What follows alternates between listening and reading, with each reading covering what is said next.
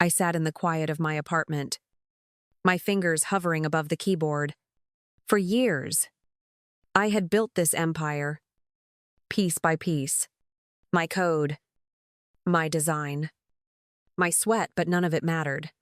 Not when my father, Edward, handed the mic to my brother Brent and smiled like he had done all the work.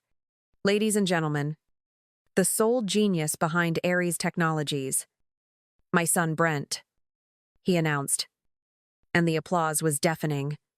I sat frozen, the weight of every sacrifice I'd made in the last decade crashing down on me. I had given everything, but Brent couldn't even spell compliance. He had gambled away the company's savings, while I stayed up late, fixing every error he made. When I asked, "Has anyone checked the records? Has anyone ensured we're following every rule?" The room fell silent. They didn't care. They never had. Edward leaned in close, his voice cold as he whispered, "Don't make a scene. Mia, you're just the mechanic. Mechanics don't get equity. Smile. Or you won't even get a severance package." I didn't scream. I didn't cry. I reached into my pocket and pulled out my security badge. The click of it on the mahogany table was the only sound that broke the applause. Without saying another word, I turned and walked away. The celebrations, the champagne, the investors, none of it mattered. Not anymore. I stood in the boardroom, feeling the weight of their eyes on me. Edward sat at the head of the table, his smile still intact, as if nothing had just shattered between us. Brent, with his usual casual arrogance, leaned back in his chair, flipping through his phone like I wasn't even there. "Mia," Edward said, his voice forced calm. "You can't leave. You're too valuable to the company. Too Ares's way." I looked at him, my heart racing, but I refused to show it. "I was valuable, but not in the way you think," I replied, keeping my voice steady. "You used me, just like you've always used me." The silence that followed was thick with tension, and I could feel the familiar sting of being dismissed all over again. Brent smirked. "Come on, Mia. Don't be dramatic. We all know you're just upset because you didn't get the credit you thought you deserved." His words cut deeper than I wanted to admit. "We're doing just fine without you." "I know," I said quietly, locking eyes with him. "You're doing fine because of me. I built this. Not you. Not Dad. Me." I felt the weight of my words settle into the room. For a moment, I thought I saw something flicker in Brent's eyes, maybe guilt, maybe disbelief. Edward's voice broke the silence, cold and authoritative. "Enough. Mia, you don't get to dictate terms. You're nothing but a mechanic. Mechanics don't get equity." His words echoed in the room, a final dismissal that stung like a slap. "If you leave now, you won't even get a severance package." I took a deep breath, trying to keep my composure. I reached into my pocket, pulled out my security badge, and placed it gently on the table. The soft click of the badge hitting the mahogany was the only sound that broke the silence. As I stood up, I glanced at Edward, then at Brent, and without another word, I turned and walked out. There was no point in arguing anymore. The truth had already been made clear. The moment I left the building, I could feel the weight of their judgment behind me. But the hardest part wasn't walking away, it was realizing just how deeply I had been entangled in their web for so long. I had given everything to Ares Technologies, and all they had given me in return was dismissal, manipulation, and the cold, hard truth that none of it had ever mattered. Not to them. I sat in my car, staring at my phone. The familiar notification buzzed. A simple reminder of how deeply I was tied to the company. Biometric handshake required. Level 5 administrator. It was the same prompt I had dismissed thousands of times before.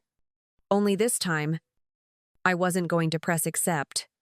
I stared at the screen, thinking about every late night I had spent working while they were celebrating, every holiday I had missed to fix their mistakes, every moment of my life given to something I would never own. I took a deep breath and pressed decline. A small, almost imperceptible sense of power surged through me. I wasn't just a mechanic. I wasn't just an employee who could be discarded when they no longer had use for me.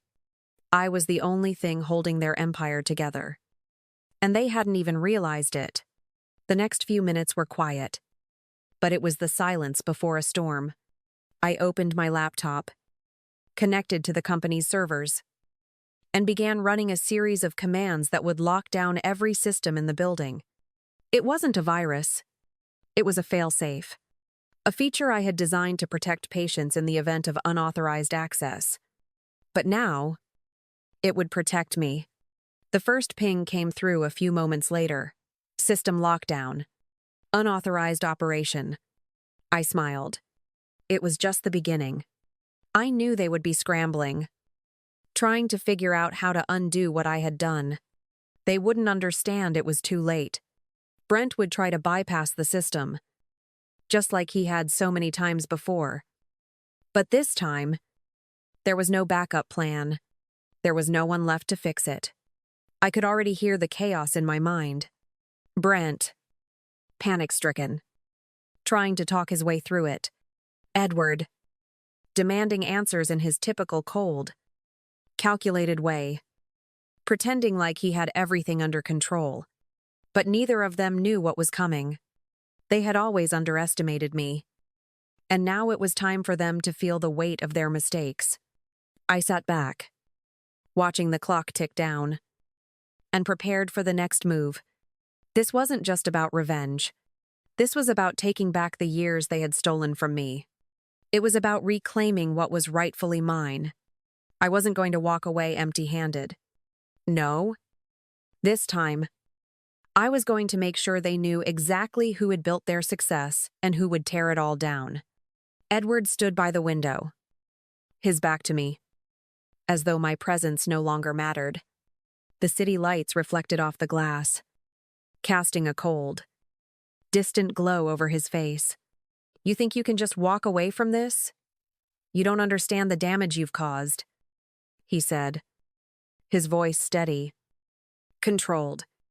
But I could hear the underlying tension. I crossed my arms and stood still, waiting, before replying. I understand exactly what I've caused. I'm the one who kept everything running, not you. He turned to face me, his gaze hard. But there was something else there now, something close to panic, hidden beneath the facade. You can't do this. Mia, he spat, stepping closer, his voice lowering. You're nothing without me. You'll ruin everything. I met his gaze, unflinching. I already have, I said, my voice quiet but sharp. And you still don't get it. Do you? I built everything. And now, I'm tearing it all down. For a moment, Edward didn't say anything. He just stood there, trying to calculate his next move. The silence was thick, and the weight of the years between us hung heavy in the air. You're going to regret this, he said finally, his eyes narrowing. You think you're the one in control, but you're not. You can't just walk away from this without consequences. I took a step forward, narrowing the space between us. My eyes locked onto his. You think I'm afraid of consequences? I asked, the edge in my voice unmistakable. The only thing I'm afraid of is staying another second in this prison you built. His face twisted with fury, and for a moment, I thought he might strike me. But he didn't. Instead, he tried a different approach. His voice colder now. You're making a mistake. Mia, I'll destroy you. I'll make sure you never work again. No one will hire someone who did what you've done. I met his threat with calmness, my expression betraying no fear. You already destroyed me. Edward, I said, and this time, I'm doing the same to you. You just don't realize it yet. He took a step back, visibly shaken, his mind racing for a solution. You don't know what you're doing, he muttered, almost to himself. You think you can win this? You think you have what it takes to bring me down? I shook my head slowly. I don't need to win. Edward, I just need to make sure you lose. And I already have. The silence that followed felt like it stretched on forever. I could see the realization slowly sinking in. But I wasn't going to give him the satisfaction of seeing my victory. I turned toward the door. My back to him now. You'll be fine, I said without looking back. You always are. And with that, I walked out, leaving him to stew in the consequences of his own arrogance. The office phone rang again, but I didn't need to answer. I knew who it was. Edward. Frantic. Likely trying to reach me before the damage was irreversible. The company's stock was plummeting.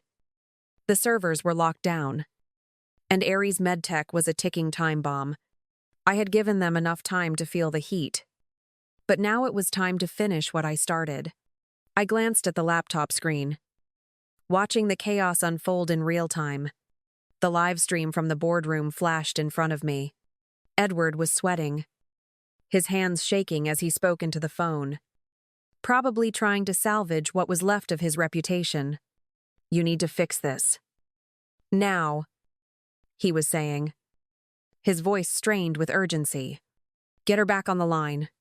We need her to unlock the system. The desperation was unmistakable. But I had already made up my mind. They had crossed a line I could never unsee. Never forgive. I wasn't going to save them. I wasn't going to be their scapegoat anymore. I was the one who had built the system. And now I was the one who was going to take it down. I typed in the final command, knowing the consequences. There was no turning back. The phone buzzed again. And this time, I didn't hesitate. I answered. Mia. Edward's voice cracked through the line. You need to undo this. You're making a mistake. You'll ruin everything. Do you hear me? I held the phone to my ear, the noise in the background growing louder. I hear you, I said, my tone calm, detached. But I'm done fixing your mess. There was a pause. Then his voice, filled with rage. You think I'll let you do this? I'll make sure you never work again. I'll bury you. I leaned back in my chair, the tension between us palpable even through the phone. You already buried me. Edward, I said quietly. I've just been waiting for the right time to return the favor. His response was a low growl, and I could almost see the fury in his eyes. Don't you dare, he threatened. But his words didn't faze me. You can threaten all you want, but it won't change anything. The system's locked down. You'll never access it again. The prototype is useless without me, and you'll never find a way to fix it. Termser. There was a long silence before Edward's voice returned, strained and desperate. You're making a huge mistake. Mia, think of everything we've built. The investors. The deals will all lose everything. I heard him tap his fingers on something. The sound frantic. This isn't about the money anymore. Edward, I replied, my voice steady. This is about showing you that without me, none of it matters. You never cared about me. I'm done being your tool. I hung up without waiting for a response, my thumb hovering over the red end call icon. The feeling of finality was sweet. Edward had no idea how far I'd gone to ensure he couldn't come back from this. The investors were already on edge, and Brent he'd be useless without me. The truth was out. And I had done what they thought was impossible. I'd made them feel the weight of their own arrogance. I pulled up the final report on my laptop. Reviewing the logs one last time. Every detail was there. Every line of code I had written. Every step I had taken to lock the system down. There was no way they could fix it now. The system was in safe mode. A protocol I had built to ensure the safety of patients. Without a licensed administrator, the machines would remain inoperable. It was perfect. A fail-safe I had designed to protect the technology from being misused. And now, it was my weapon. I wasn't just locking them out of the system, I was locking them out of their future. Their billion-dollar investment. Their investors. Their pride, it was all gone. As I watched the stream of messages come through, each one more frantic than the last, I felt a sense of calm wash over me. I had been their invisible backbone for so long, cleaning up their messes, covering for their mistakes. But now, I had control. Now, it was my turn to dictate the terms. The final blow came when the message flashed across the screen. System lockdown. Unauthorized operation. Licensed supervisor missing. There it was. Clear as day. The investors would know then. Without a doubt. Who had the real power? I smiled as I clicked the button to disconnect the servers permanently. No more games. No more pretending. I sat back, feeling the weight of the moment sink in. I had won. I stood in the lobby of Ares MedTech. The familiar hum of the building's operations now replaced with a quiet tension. The security guard, an older man named Mr. Henderson, couldn't meet my eyes as he let me pass. He didn't need to say a word, he knew. I walked past the empty offices, the once bustling hallways now eerily silent. Each step felt like a victory. A final moment before everything changed. As I entered the boardroom, I was met with an unsettling calm. Edward was at the head of the table, his usual smugness replaced by something closer to defeat. Brent sat next to him, his eyes darting nervously from the screen to Edward. The other investors were scattered around, their faces a mix of confusion and apprehension. I could feel the weight of the moment. The knowledge that everything they had built, everything they had stolen, was about to crumble. Edward looked up, his eyes narrowing as he saw me. "You shouldn't have come back," he said, trying to regain control, but his voice faltered. I stood there for a moment, letting the silence stretch, watching as they all waited for me to speak. "It's over. Edward," I said finally, my voice steady. "You just don't know it yet." Brent looked up at me, his expression a mix of anger and disbelief. "You can't just walk in here and ruin everything," he spat. "Do you have any idea what this will cost us?" I took a deep breath, keeping my composure. "I'm not ruining anything. I'm making sure you never get away with this again." Edward's voice rose, desperate now. "You've already taken everything from me, but I won't let you take it all. You're not in control anymore." "Mia." I met his gaze. Unwavering. "I'm not trying to take anything from you." "Edward," I replied. "I'm taking back what's mine." The tension in the room was palpable, but I could see the cracks in their facade. Edward's pride, once unshakable, was crumbling before my eyes. Brent's bravado was a hollow shell. And the investors, who had once hung on their every word, were starting to see the truth. As I stepped closer to the table, the final piece fell into place. "You think this is about power, or money, or control," I said, my tone calm, but every word cutting deeper. "It's not. It's about the people you've stepped on, the lives you've ruined. You thought you could take credit for my work, for my sacrifices. But now, it's over." I turned to leave, the weight of the moment still pressing on my chest. As I walked toward the door, I heard Edward's voice one last time. But this time, there was no arrogance, No force. You'll regret this. Mia, he said. His words barely a whisper. I paused. But only for a moment. No, I replied, without looking back. I won't. I stepped out of the room and into the hallway, the silence following me like a shadow. As the doors closed behind me, I felt a sense of finality settle in. I had done what I set out to do. Justice, at last, had been served.